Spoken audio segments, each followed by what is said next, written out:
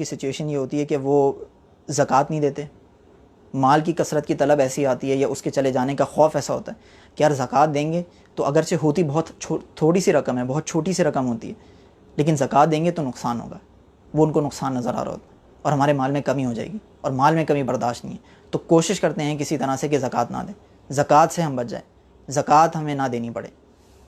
تو یہ ایک سیکنڈ ایشو ہے، یہ ایک دوسرا ایشو ہے کہ جس کی وجہ سے پرابلمس کریٹ ہوتی ہیں۔ اور مال کی جو کثرت کی جو طلبی ہے، یہ بندے کی اللہ تعالیٰ سے کنیکشن، اس کی فرما برداری، اس کے حکم کو ماننے کی طرف یہ راہ میں رکاوٹ بن جاتی ہے، اور انسان کو غافل کر دیتی ہے ان فرائض سے، ان واجبات سے، ان اللہ کے احکام سے کہ جن کا نہ کرنے کے اوپر عذاب ہے اور جن کے کرنے کے اوپر ثواب ہے۔ اس کے بعد ایک اور دوسری چیز جو ہوتی ہے وہ یہ ہے کہ مال کی کثرت کی طلب بندے کو بخل کی طرف بھی لے جاتی ہے، تو مال کو خرچ کرنے میں رک جاتا ہے، یہاں تک کہ اپنے گھر والوں کو جو ضرورت کی اشیاء ہیں یا وہ چیزیں جو ان کی وانٹس ہوتی ہیں جن کو شریعت بھی اجازت دیتی ہے کہ خرچ کرو اپنے گھر والوں کے اوپر، وہ ان سے بھی اپنے آپ کو روک لیتا ہے، وہ گھر والوں پہ خرچ کرنا ہی بند کر دیتا ہے۔ اگر اس کے پاس اس بات کی گنجائش ہے کہ وہ عید کے لیے نئے کپڑے خرید سکے تو کوشش کرتا ہے کہ سستے سے سستے کپڑے خریدے جائیں تاکہ میرا خرچ زیادہ نہ ہو، تاکہ مال میرے پاس زیادہ سے زیادہ رہے۔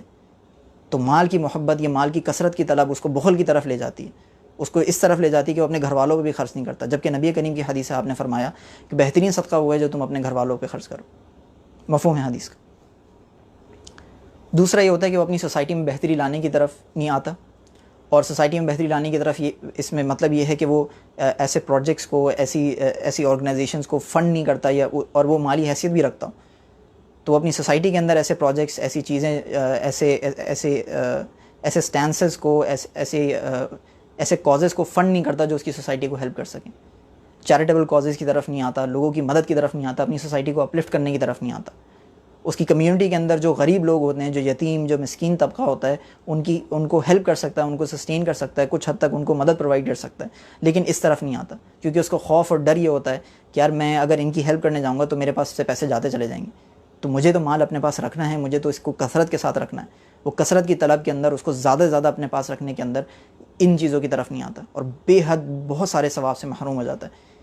یہ مال جو اس کو پھر یہ اپنی قبر میں بھی نہیں لے کے جا سکتا، دنیا میں جتنا استعمال کرے گا اتنا کرے گا، جو باقی بچ جائے گا وہ تو اس کے ورثہ کا ہو جائے گا، تو اس چیز کو ریکگنائز نہیں کرتا، بلکہ زیادہ سے زیادہ مال جمع کرنے میں لگا رہتا ہے، اور اس بات سے غافل ہو جاتا ہے کہ میرے کچھ سوسائٹی کے حوالے سے بھی کچھ رسپانسبلٹیز ہیں جس کو مجھے فلفل کرنا چاہیے۔ جب اللہ نے مجھے یہ انعام دیا ہے، جب یہ نعمتیں دی ہیں، جب مجھے یہ اثر و رسوخ دیا ہے، یہ نعمت عطا فرمائی ہے، تو میں اس کو استعمال کر کے لوگوں کی مدد کیوں نہ کروں، وہ اس طرف نہیں آتا۔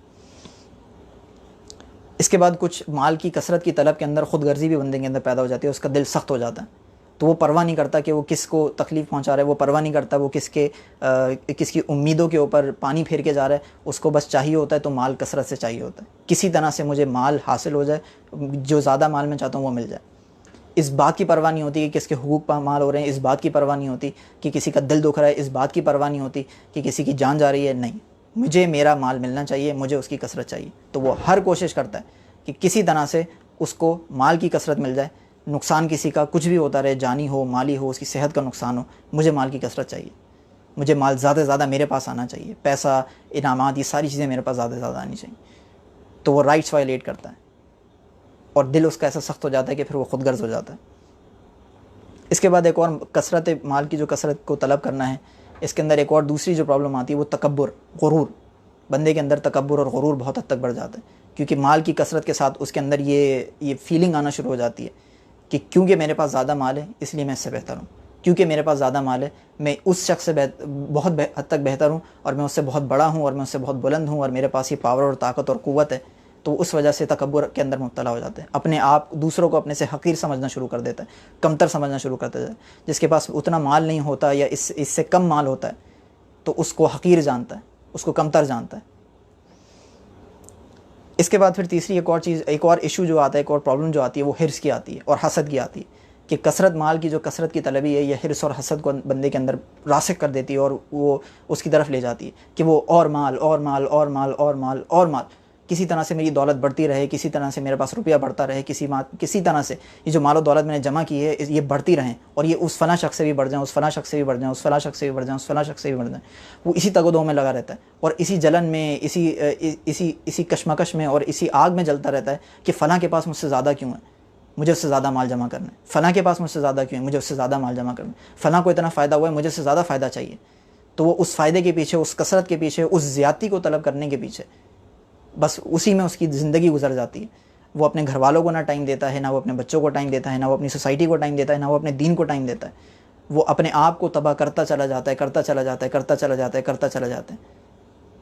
یہاں تک کہ پھر جب وہ قبر میں پہنچتا ہے، اس کی آنکھیں کھلتی ہیں تو اس کو پتہ چلتا ہے کہ میں نے زندگی میں تو کچھ کمایا ہی نہیں. نیکیوں کی کمائی جو اصل مجھے کام آنی تھی وہ تو میں نے زندگی کے اندر کمائی نہیں، وہ تو ضائع ہو گیا سب. تو کثرت، مال کی جو کثرت کو طلب کرنا ہے، دولت کی جو کثرت کو طلب کرنا ہے، یہ بندے کو غافل کر دیتی ہے اس کے اپنے اصلی مقاصد سے، اس اصل دولت سے جس نے واقعی کام آنا ہے. اس میں ایک اور چیز جو پرابلم آتی ہے، جو ایک اور مال کی کثرت کی طلب ہے، وہ ایک اور پرابلم کریٹ کرتی ہے، وہ خوف خدا کی کمی ہے. اور مال کی کمی کا خوف یہ بندے کے اندر آ جاتا ہے. اللہ کا خوف، خدا کا خوف، رب کی ذات کا خوف چلا جاتا ہے، اور مال کے چلے جانے کا خوف بڑھ جاتا ہے. تو جب اللہ کی ذات کا، اس کی عذاب کا، اس کی نافرمانی کرنے کا یہ خوف بندے کے دل سے نکل جاتا ہے، اللہ کی ناراضگی کا خوف نکل جاتا ہے، تو پھر وہ کسی چیز پہ آسرا نہیں کرتا. وہ ناجائز امور بھی اختیار کر لیتا ہے، وہ سود میں بھی کھیلنا شروع کر دیتا ہے. وہ کاروبار کے حوالے سے، خرید و فروخت کے حوالے سے جو شریعت نے مسائل دیے ہیں ان کو بھی نہیں سمجھتا. وہ امپلائمنٹ کے حوالے سے جو شریعت نے مسائل دیے ہیں ان کو بھی انڈرسٹینڈ نہیں کرتا. کاروبار کے حوالے سے جو مسائل شریعت سکھاتی ہے اس کو بھی انڈرسٹینڈ نہیں کرتا. وہ اس کا مطمع نظر بس یہ ہوتا ہے کہ کسی طرح سے مال میرے پاس کثرت کے ساتھ آ جائے، دولت کثرت کے ساتھ آ جائے، روپیہ پیسہ کثرت کے ساتھ آ جائے، مال کی کمی نہ ہو میرے پاس، کسی طرح سے یہ جانا نہیں چاہیے. تو وہ جائز ناجائز، حرام حلال کا فرق نہیں کرتا. وہ کسی طرح سے بھی، کسی بھی حد تک، کسی بھی ذریعے مال کی کثرت کو طلب کرنے میں وہ کوئی راستہ نہیں چھوڑتا. اور خدا کا خوف وہ کہیں پیچھے پھینک دیتا ہے، اور مال کی کمی کا خوف اس کے اوپر ایسا غالب آ جاتا ہے کہ پھر وہ جائز ناجائز کا فرق نہیں دیکھتا. وہ جہنم، وہ قیامت کے اندر جو اس کو عذابات ہونے ان کی طرف توجہ نہیں دیتا. اور پھر جب قبر میں یا قیامت کے دن اس کی آنکھ کھلے گی تو اس کو پھر اندازہ ہوگا کہ میں کیا کر کے آیا ہوں. یہ جو عذابات ہیں، یہ جو قبر کے عذابات ہیں، یہ جو قیامت کے دن جو عذاب دیے جائیں گے، اس وقت پھر یہ کہہ اٹھیں گے. اس وقت پھر یہ کہے گا کہ اگر ہم سمجھتے، اگر ہم سنتے اور دیکھتے اور سمجھتے تو ہم آج اس جگہ پہ نہیں ہوتے. اگر ہم عقل رکھتے تو ہم اس جہنم میں نہیں ہوتے. اسی کانٹراسٹ آپ ذرا یہ دیکھیے کہ نبی کریم کی کیا پرائیورٹیز تھیں. آپ دعا فرمایا کرتے تھے کہ اللہ مجھے مسکینوں میں سے بنا دے، مجھے مسکینوں کے ساتھ رکھ. آپ کی ایک اور دعا یہ ہوا کرتی تھی کہ اے اللہ مجھے مسکینوں کے ساتھ اٹھا، قیامت کے دن مجھے اس گروہ کے ساتھ اٹھا جو مساکین ہیں. جبکہ ہمارا معاملہ یہ ہے کہ ہم اس اسٹیٹ سے، اس کیفیت سے، مال کے چلے جانے سے ڈرتے ہیں، اور زیادتی مال کی زیادتی کو ہر حال میں طلب کرتے ہیں، کوشش کرتے ہیں کہ مال ہمارے پاس سے نہ جائے. جبکہ نبی کریم کی پرائیورٹیز تو کچھ اور ہیں. آپ تو کسی اور چیز کو دیکھ رہے ہیں. اور اس کا مال کی جو کثرت یا مال کی محبت کو دل سے نکالنے کے لیے آپ پریکٹیکل سٹیپس بھی لیا کرتے تھے. اگر کسی کے دل میں یہ ہے، کثرت کی طلب کسی کے دل میں ہے، تو یہ نبی کریم کا طریقہ یہ تھا کہ آپ کے پاس اگر صبح میں مال آتا تھا تو شام تک آپ اس کو تقسیم فرما دیا کرتے تھے. شام میں مال آئے تو صبح تک وہ تقسیم ہو چکا ہوتا تھا. تو اگر کسی کے دل میں مال کی طلب ہے تو اس کو سب سے پہلے یہی کرنا چاہیے، یا اس کی محبت ہے تو سب سے پہلا کام یہی کرنا چاہیے کہ وہ چیریٹی کی طرف آئے. جو اہل لوگ ہیں ان کو دے، غرباء کے اندر تقسیم کرے، مساکین کے اندر تقسیم کرے، جو ریلیجس انسٹیٹیوشنز ہیں ادھر دے. کوئی ایسا اسٹوڈنٹ ہے، کوئی ایسا بچہ ہے کہ جو اسٹرگلنگ ہے، جو اسکول کے لحاظ اس کو ایجوکیشن کے لحاظ سے ڈیفیکلٹیز ہیں، تو اس کی ایجوکیشن کو فنڈ کر دے، ہیلپ کرے، مال کو خرچ کرے اچھی نیت کے ساتھ، اللہ تعالیٰ کی رضا کو ذہن میں رکھتے ہوئے، اللہ تعالیٰ کی خوشنودی کو ذہن میں رکھتے ہوئے، نبی کریم کی سنت کو ذہن میں رکھتے ہوئے کہ آپ نے یہ دعا فرمائی تو میں ان لوگوں کی مدد کروں، آپ نے ان لوگوں کے ساتھ رہنا پسند فرمایا تو میں ان لوگوں کی مدد کروں. ہو سکتا ہے ان میں سے کسی ایک کی دعا میرے کام آ جائے اور میری قیامت کے دن مغفرت ہو جائے، میری قبر جو ہے وہ جنت کے باغوں میں سے ایک باغ بن جائے. تو یہ پہلی آیت کے اندر اللہ تعالیٰ نے کچھ چیزیں ہمیں ارشاد فرمائی اور اس سے کچھ سیکھنے کو ملتا ہے. جو اس کی آخری آیت ہے اس کے اندر اللہ تعالیٰ فرماتا ہے ثم لتسألن عن النعیم، تم سے سوال کیا جائے گا تمہاری نعمتوں کے بارے میں. اللہ تعالیٰ فرماتا ہے کہ تم سے ثم لتسألن یومئذ عن النعیم، تم سے ضرور پھر تم سے بے شک ضرور اس دن یعنی قیامت کے دن نعمتوں کے بارے میں سوال کیا جائے گا. اس آیت کی ذرا گریوٹی کو تھوڑا انڈرسٹینڈ ہمیں کرنا پڑے گا اور اس کی گریوٹی کو سمجھنا پڑے گا کہ سوال کرنے سے مطلب کیا ہے. نبی کریم کی حدیث آپ علیہ الصلوۃ والسلام نے ارشاد فرمایا من حوسب عذب، جس سے حساب لیا گیا، جس سے پوچھ گچھ کی گئی، جس سے سوال جواب کیے گئے، اس کو عذاب دیا گیا. یعنی جس کو اللہ تعالیٰ نے بلا لیا، کھڑا کر لیا حساب کتاب کے لیے، جس سے پوچھ گچھ شروع ہو گئی، جس سے سوال کر لیا گیا، تو بس اب اس کو عذاب دے دیا. یہ سمجھ لو کہ اس کو عذاب دیا جانا پکا ہے. کیونکہ جب اللہ نے سوال کرنا شروع کر دیا، جب اللہ نے حساب کتاب شروع کر دیا، تو اب کوئی ایسا راستہ نہیں ہے کہ اس کے حساب کتاب سے کوئی بچ سکے. کیونکہ کہیں نہ کہیں کسی نہ کسی موقع پہ کوئی غلطی نکل آئے گی، اور جب وہ غلطی نکلے گی تو عذاب ہوگا. تو اب یہاں انڈرسٹینڈ کرنا چاہیے. حضرت عبداللہ بن مسعود رضی اللہ عنہ کی حدیث ہے. وہ کہتے ہیں کہ نبی کریم صلی اللہ علیہ وسلم نے ارشاد فرمایا کہ ابن آدم کے قدم اللہ تعالیٰ کی بارگاہ سے تب تک نہیں ہلیں گے جب تک اس سے 5 چیزوں کے بارے میں سوال نہیں کر لیا جائے گا. اسے سب سے پہلا سوال یہ کیا جائے گا کہ عمر کہاں خرچ کی. دوسرا اسے سوال یہ کیا جائے گا کہ جوانی کس کام میں لگائی. تیسرا اس سے یہ سوال کیا جائے گا کہ مال کہاں سے کمایا. چوتھا اس سے سوال یہ کیا جائے گا کہ وہ جو مال کمایا تھا وہ کس کام میں لگایا. اور 5واں سوال یہ کیا جائے گا کہ جو علم سیکھا تھا اس پہ کتنے علم پہ عمل کیا. یہ 5 چیزیں ہیں، اور ان سے ہم ایک چیز سے ذرا گو تھرو کرتے ہیں اور دیکھتے ہیں اجمالاً کہ اس میں ہے کیا. پہلی چیز یہ ہے کہ عمر کہاں لگائی. اس میں پوری عمر کی بات ہو رہی ہے. ہر سیکنڈ، ہر لمحہ.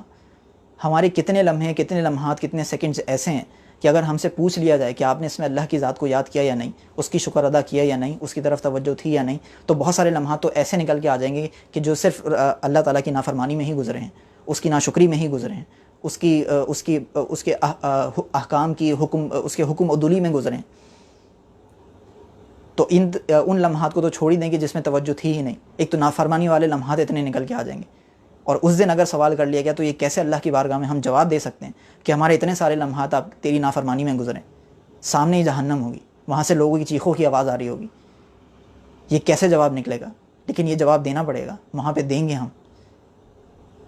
تو نعمتوں کے بارے میں سوال کیا جائے گا. یہ جو عمر کی نعمت دی گئی ہے، اس کا لمحہ کہاں گزارا، حساب دو. تو فکر کرنے کی بات یہ ہے کہ جب اللہ نے یہ نعمت دے دی ہے تو اس کا ہم کوشش کریں کہ اکثر حصہ اللہ کی فرما برداری، اس کی شکر گزاری، اس کو راضی کرنے میں لگائیں، نہ یہ کہ نافرمانی میں. کیونکہ اگر حساب لے لیا گیا، ہمیں حساب کتاب کے لیے بلا لیا گیا، ہمیں پوچھ گچھ کے لیے بلا لیا گیا، تو ہم جواب نہیں دے پائیں گے. ہم اس قابل نہیں ہوں گے کہ جواب دے سکیں. دوسری نعمت ہے جوانی کہاں گزاری. اور یہ وہ چیز ہے کہ جس کو ہمیں ریکگنائز کرنا چاہیے. ہمارے سوسائٹی کا عالم یہ ہے کہ جوانی کے اندر سب گناہ، ساری حرکتیں ہو جاتی ہیں. اس کے بعد جب بڑھاپا آتا ہے تو لوگ دین کی طرف متوجہ ہوتے ہیں کہ یار اب بڑھاپا آ گیا، اب کیا فائدہ ان چیزوں کو کرنے کا، اب ذرا مسجد کی طرف رخ باندھ لیا جائے. اللہ تعالیٰ عمر کے بعد سب سے دوسری چیز جو پوچھ رہا ہے وہ جوانی کے بارے میں پوچھ رہا ہے. کیونکہ یہ جوانی کی عبادت وہ خزانہ ہے کہ اگر ہمیں پتہ چل جائے کہ اس کی کیا اہمیت اور کیا وقت ہے تو ہم اپنی ساری جوانی میں کبھی سر سجدے سے نہ اٹھائیں. تو جوانی کہاں گزاری. یہ وہ وقت ہوتا ہے کہ انسان کے اس کے جوش، اس کے جذبات، اس کے پیشنز، یہ سب چیزیں عروج پر ہوتی ہیں. سب کچھ کرنا چاہتا ہے، وہ دنیا دیکھنا چاہتا ہے، وہ ہر کام کو اختیار کرنا چاہتا ہے، وہ ہر ایکسپیرینس کو حاصل کرنا چاہتا ہے کہ یار یہی وقت ہے. اور اس وقت کوئی اپنے آپ کو روک لے، اپنے نفس پہ قابو کر کے وہ اللہ کی طرف متوجہ ہو جائے، اس کی رب کی ذات کی طرف متوجہ ہو جائے، وہ اپنے آپ کو اللہ کی رضا اور خوشنودی کے لیے خاص کر لے. وہ لوگوں اور وہ اپنے ہم اثر لوگوں کو دیکھ کر کہ یار یہ لوگ کس طرح سے اپنے وقت کو ضائع کر رہے ہیں، وہ اس بات کو ریکگنائز کرے کہ یہ جوانی اللہ کی کتنی بڑی نعمت ہے، میں اس کو اللہ کی عبادت میں خرچ کروں. جو اس طرف آ جائے تو اس کے کیا ہی اجر ہوگا. لیکن ہماری اس کے باوجود جوانی کے کتنے سارے لمحات ہیں جو ایسے ہوں گے کہ نافرمانی میں گزرے ہوں گے، تو اس کا حساب بھی نہیں دے سکتے. اسی لیے اس کو ابھی نعمت جانیں، اس کو ابھی غنیمت جانیں. 90% نہیں، 80% نہیں، 60% تو ہم اپنی جوانی کو اللہ تعالیٰ کی خوشنودی میں گزار سکتے ہیں. کوشش کریں کہ اس کو 70، 80، 90% تک لے کے جائیں. کوشش کریں، کوشش تو ہم کر سکتے ہیں. تو اس نعمت کو پہلے یہ پہچاننا کہ جوانی ایک بہت عظیم نعمت ہے. اس کے بارے میں پوچھا جائے گا، اور جب سوال کیا جائے گا تو اس کے جواب ہمارے پاس تیار ہونے چاہیے. ہمیں ہر رات پوچھنا چاہیے کہ آج کا دن میں نے کتنا اللہ تعالیٰ کی فرما برداری میں، کتنا اس کی نافرمانی میں، کتنا نیک کاموں میں، کتنا گناہ کے کاموں میں، کتنا بیکار اور لغو قسم کے کاموں میں گزارا ہے.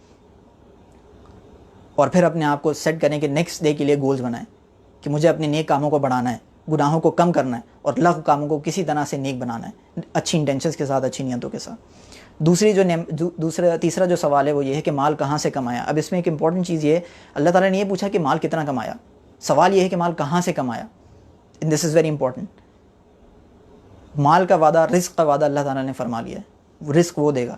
ہم سے سوال یہ ہوگا کہ حلال ذریعے سے کمایا یا حرام سے، جائز سے کمایا یا ناجائز سے. تو یہ مال کی نعمت، یہ جو تمہیں چوائس دی تھی، یہ جو تمہیں نعمت دی تھی فری ول کی، یہ جو تمہیں اجازت دی تھی کہ تم اپنی choices, you can make your own choices, آپ اپنے فیصلے کر سکتے ہیں. تو مال کے حوالے سے تم نے کیا فیصلے کیے، کیا تم حلال کی طرف گئے یا حرام کی طرف؟ کیا جائز کی طرف گئے یا ناجائز کی طرف؟ کیا اس کا علم سیکھا یا نہیں سیکھا؟ کیا اس کی تمیز کری یا نہیں کری؟ تو اس چیز کو بھی انڈرسٹینڈ کرنا بہت ضروری ہے. اگر قیامت کے دن ہمارا یہ جواب ہوا کہ مال تو کمایا لیکن حرام ذریعے سے کمایا, تو پھر جہنم ہے. تو اس کے اوپر فخر نہیں کرنا, اس کے اوپر تکبر نہیں کرنا, اس کے اوپر غرور نہیں کرنا, کیونکہ یہ نعمت ضرور ہے, یہ انعام ضرور ہے, لیکن اس کے ساتھ ساتھ اکاؤنٹیبلٹی بھی ہے, اس کے ساتھ ساتھ سوال جواب بھی ہے. تو اگر اس کو اچھے کاموں میں نہیں لگایا, جو کہ اس کے بعد والا سوال ہے کہ اس مال کو لگایا کہاں پہ, تو اگر اس کو نہیں لگایا اچھے کاموں میں, اگر اس کے ذریعے بندے نے فخر کیا, اگر اس کے ذریعے بندے نے تکبر کیا, اس کے ذریعے بندے نے غرور کیا, اس کے ذریعے بندے نے اللہ تعالیٰ کی نافرمانی اختیار کری, تو پھر بربادی ہے. اس کے بعد والا سوال بھی اسی سے ریلیونٹ ہے کہ مال جب کما لیا تو لگایا کہاں پہ, جائز کاموں میں لگایا ناجائز میں, اپنی نفسانی خواہشات کو اللہ تعالیٰ کے حکم کے خلاف پورا کیا یا اللہ تعالیٰ کے حکم کے تابع رہتے پورا کیا. تو یہ اس سوال کے لیے بھی ہمیں ریڈی ہونا چاہیے.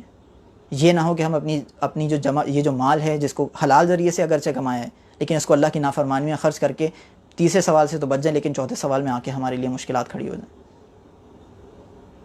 تو جب کسی کے اوپر مال خرچ کریں, اور کہیں ایسا نہ ہو کہ نیک ذرائع پہ مال تو خرچ کریں لیکن اس وقت نیت یہ ہو کہ یار ہم اس کے اوپر احسان جتائیں گے, یا نیت اس وقت تکبر یا غرور کی ہو کہ ہم اس کے اوپر خرچ کر رہے ہیں تو یہ حقیر ہے ہم سے, یہ ہم سے کمتر ہے, تو وہ نیکی جو کی تھی وہ ضائع ہو گئی.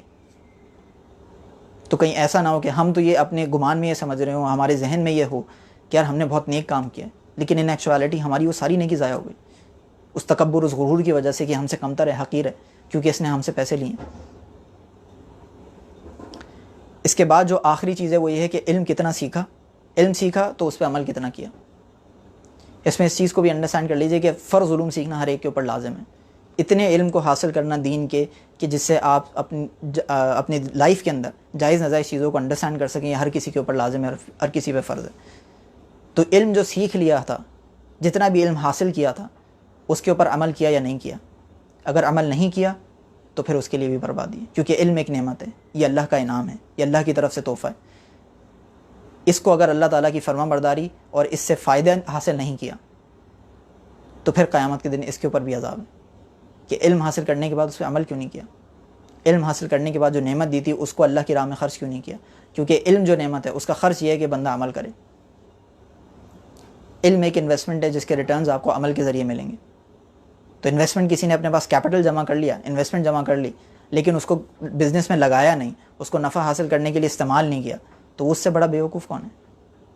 تو اسی لیے اس چیز کو بھی انڈرسٹینڈ کرنا ضروری ہے کہ یہ نعمتیں ہیں, یہ انعامات ہیں, ان کو بندہ انڈرسٹینڈ کرے.